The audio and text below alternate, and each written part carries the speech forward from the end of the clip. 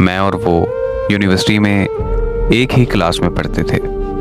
सब ये समझते थे कि हम दोनों रिलेशनशिप में हैं, जबकि ऐसा नहीं था।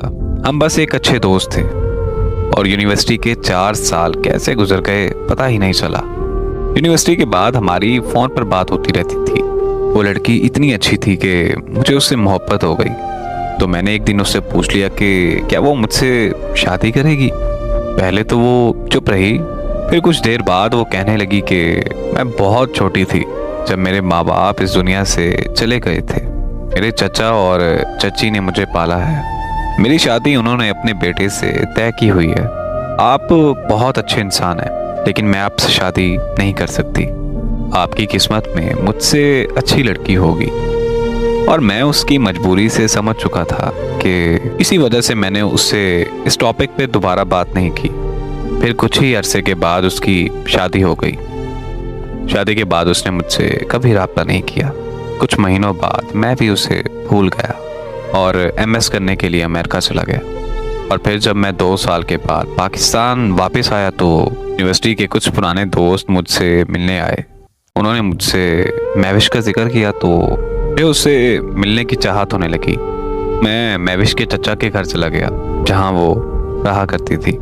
वहाँ जाकर मुझे पता चला कि 1 साल बाद उसकी तलाक हो गई थी। और वो तलाक के बाद कहाँ गई, कैसे गई, किसी को कुछ पता नहीं। ये सुनकर मुझे बहुत ज़्यादा तकलीफ हुई और मैंने उसे ढूंढने का फैसला किया। उसके सारे दोस्तों से, सारे रिश्तेदारों से मैंने पूछा कि वो कहाँ जा सकती है, लेकिन किसी को कुछ पता नहीं था।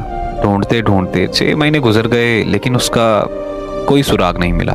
एक दिन मैं दोपहर को सो रहा था और मैंने ख्वाब देखा कि दाता दरबार की सीढ़ियों में बैठी रो रही है। मैं ख्वाब से जागते ही दाता दरबार की तरफ निकल पड़ा। वहाँ पहुंचकर उसे इधर उधर तलाश किया, लेकिन वो नहीं मिली। फिर मेरी वहाँ मुलाकात एक दरवेश से हुई।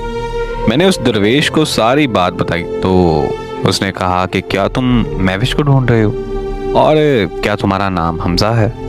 मैं उस दरवेश की बात सुनकर बहुत ज़्यादा हैरान हो गया, क्योंकि मैंने उसे अपना और महविश का नाम नहीं बताया था।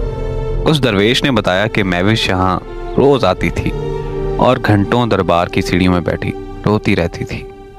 एक दिन मैंने उससे पूछा कि क्या इस दुनिया में तुम्हारा कोई अपना नहीं है। तो उसकी ज़बान पर पहला लफ्ज़, पहला नाम हमजा था। मैं उस दरवेश की बात सुनकर बहुत ज़्यादा रोने लगा। फिर मैंने उस दरवेश से पूछा कि बाबा जी क्या आपको उसका पता है। तो बाबा जी ने कहा कि हाँ मुझे पता है, चलो तुम्हें ले चलो। बाबा जी मुझे एक कब्रिस्तान, एक कब्र पर ले गए और उस कब्र पर महविश का नाम देखकर मेरी रूह कांप गई। महविश का ऐसे दुनिया से चले जाना मेरी दुनिया का सबसे बड़ा रोग है। मेरी दुआ है कि अल्लाह पाक महविश को करवट करवट जन्नत नसीब करे। आमीन।